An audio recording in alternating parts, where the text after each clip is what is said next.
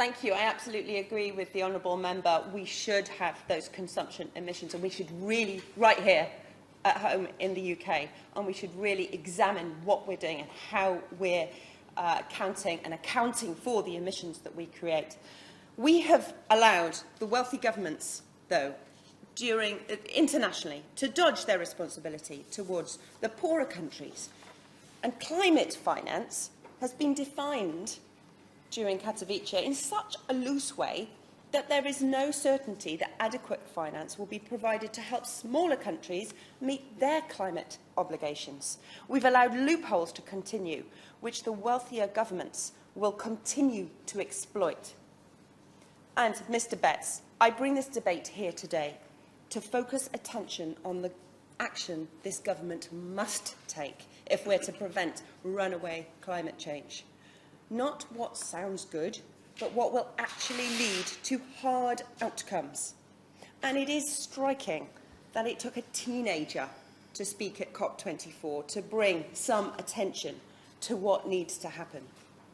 The Secretary of State claimed in her written statement following the conference that the UK government was championing the latest climate science. But where is that evidence? The UK government's ambition for a net zero carbon cluster by 2040 sounds good, but how will we deliver it? The government has stated that it will only be on track to meet net zero after the fifth carbon budget in 2032, meaning that without speedier action over a much shorter time frame between 2032 and 45, achieving net zero by 2045 just isn't feasible. But why should we be surprised, really? We're still on course, as we see, to miss those international carbon reduction targets. And what is this Tory government doing? Well, it's sold off the Green Investment Bank. It scrapped the Department for Energy and Climate Change.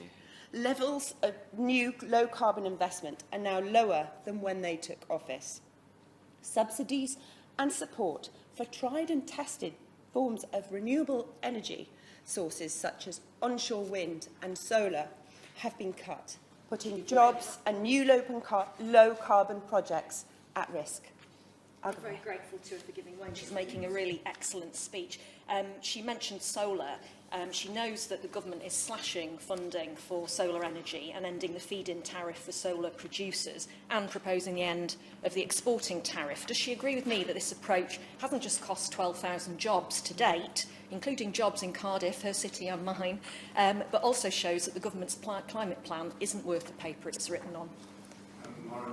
I thank my honourable friend for making an excellent point there.